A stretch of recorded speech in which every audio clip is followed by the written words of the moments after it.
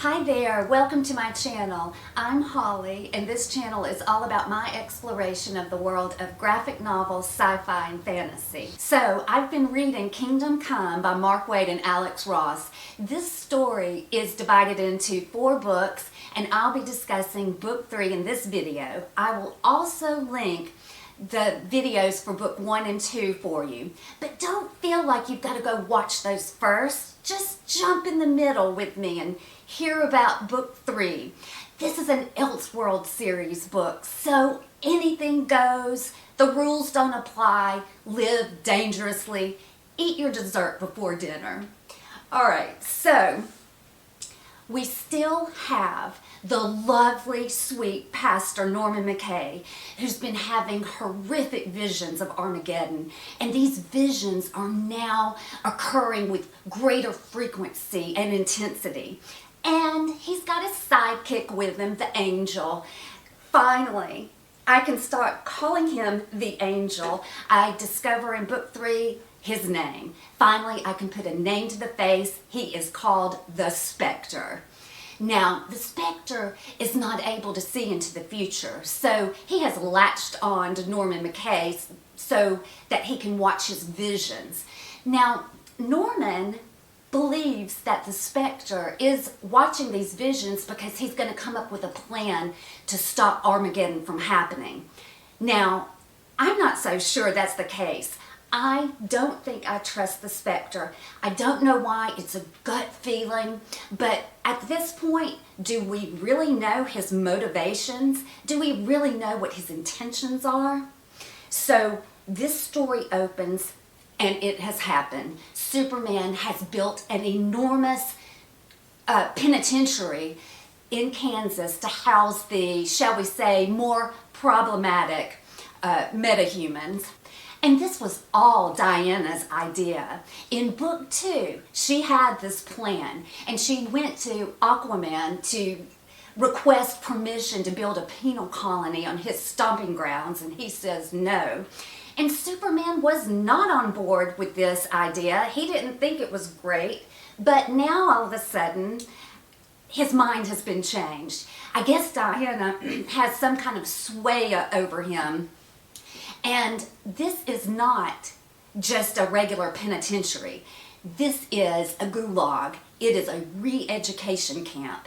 And within the walls of this prison is this huge hologram of Superman with these pre-recorded messages that you just know that they are running on a loop 24/7.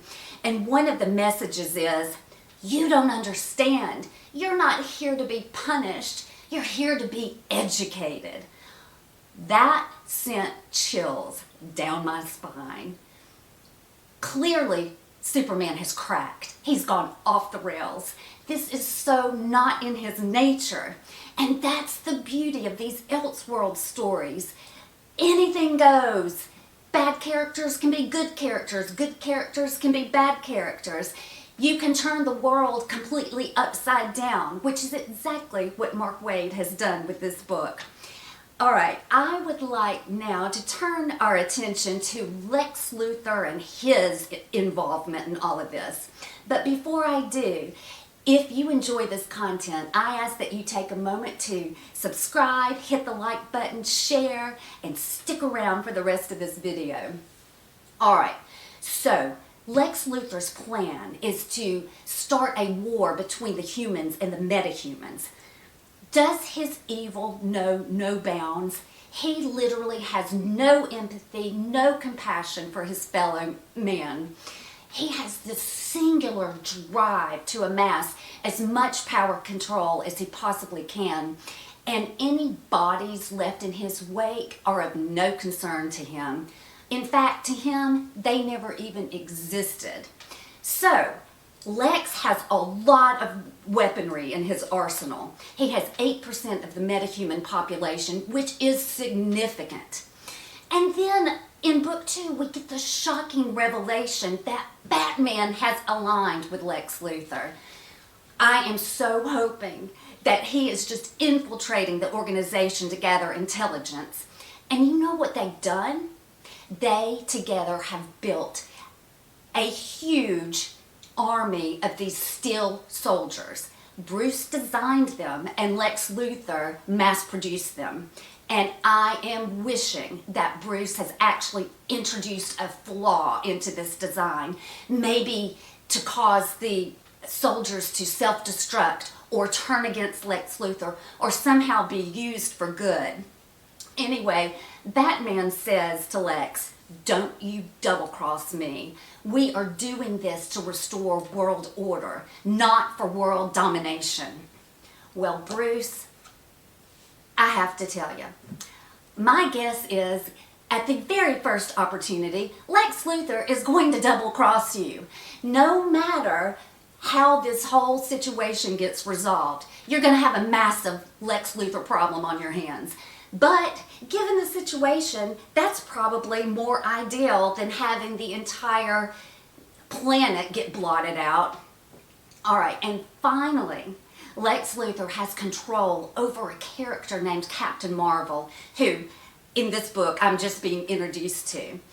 We find out that he is a boy named Billy Batson, and the way that Lex controls him is through these engineered worms that he puts in his ears that are releasing chemicals that are rotting Billy's brain and turning him into a schizophrenic mess. Now, he's known as the world's mightiest mortal, and in some of these panels, you can see that even Lex's metahuman army are very wary around him and in fact are intimidated. So he must be incredibly powerful. Now Lex has big plans for Billy Boy. At the very right moment, he is going to send him to the Gulag to destroy it, releasing all of the very angry captives with their pent-up rage upon the human populace. All right. I have to tell you, I love Lex Luthor as a villain. Just in the short amount of things that I've read, I think the Joker is still my favorite, but Lex Luthor is right behind there. A very close second. Oh, if you don't mind, please comment below who your favorite villain is, and maybe a graphic novel where their incredible evil and villainy is showcased. All right. Now, in this story, we don't really have any lighthearted moments in Book 3. I think the most lighthearted, or at least fun, and very surprising, is that Norman McKay gets discovered. What's not surprising is that it's the Flash who discovers him. You know, the man not bound by space or time. And I'm thinking this might be a good thing. He can show Superman and the Justice League his visions, and perhaps that will help them get on the right track and for Superman to stop making all of these terrible decisions that are not helping the situation at all. But no, alas, he is hauled up in front of the Justice League and they are slamming poor Norman with all of these questions. Who are you? Where are you from? Why are you here? And Norman, understandably frightened, does manage to stammer out, "I have visions, Armageddon." And Superman completely disregards his visions and his warnings, much in the same way that Norman McKay disregarded Wesley Dodd's visions and warnings in Book 1. And I love Norman to death. I just think he is a sweetheart. I feel so sorry for him in this situation. He didn't sign up for it. However, I now have to ask Norman, how does it feel? You're getting a bit of your own medicine and it's a little bitter, isn't it? No one believes you and they all think you're a lunatic. But Superman tells him, look, Armageddon is not on our to-do list. I know things look a little rough right now, but trust us, we have everything under control. Well, those are famous last words because immediately the Justice League receives word that an enormous riot has broken out at the Gulag. And shockingly, Diana steps up, takes charge, and commands Green Lantern, the Flash, and Power Woman to the gulag to quash the riot by any means necessary. Okay, wow. Diana has just usurped Superman's authority. Is there going to be trouble in paradise? Is it possible that we could have a split among the rank and file of the Justice League where some of them decide that they might want Diana as the leader? She did take immediate and decisive action in the heat of the moment, and a lot of people would really be attracted to those qualities in a leader. So we'll have to see. Now we've got to turn back to Lex Luthor because this is the opportunity he's been waiting for. He now believes that this riot is the perfect time to deploy Captain Marvel to destroy the gulag. But Batman intervenes. He socks Billy Batson in the jaw and he says, "Hello, Billy." I need to find out what his connection is, but he does turn to Lex Luthor and he says, "This is the only reason that I aligned with you. It was to find out your connection with Captain Marvel." And I'm going, yes, thank you, Jesus. Maybe, just maybe, some of my faith has been restored in Batman. However, we do have those steel soldiers. I'm a little bit concerned about that. Well, Batman and his allies swoop in and take Lex Luthor and his minions into custody, all except Billy Batson, who is booking it out of there, running as fast as he can with Batman close behind him. And Batman is trying to explain to him, hey, Lex has been lying to you and controlling you for years. You do not have to take part in this. And you can see on Billy's face this mix of confusion. He's disoriented, obviously, and some fear. And so he says one word, Shazam! And poof, he's gone. Now, I didn't mention this earlier in the video because I didn't want it to be an hour long, but there is a wizard named Shazam who has this intense fatherly love for Billy Batson. And now Billy has said, Shazam! So I know that there is a connection there. I don't know if saying that word means he disappears. I don't know if he disappears and turns into Captain Marvel. I will find that out in maybe another graphic novel. But we know with his disappearance, he is still being controlled by Lex Luthor. You know he's at the gulag. And yes, the Justice League receives further word from the gulag that the walls have been breached and the prisoners will be able to escape. Once again, Diana takes charge and she says, we're all going there and we're issuing an ultimatum. You must surrender. And Superman says, and what if they don't? And Warrior Wonder Woman, with some bloodlust running through her veins, says, then it's war. Okay, getting good here. Superman does not follow Diana to the gulag. Nope, he immediately flies to Gotham City, finds Bruce Wayne, and tells him everything that is going on and is begging him for his help. And Bruce has the most chilling response to all of this. And he says, you know, perhaps this is for the best.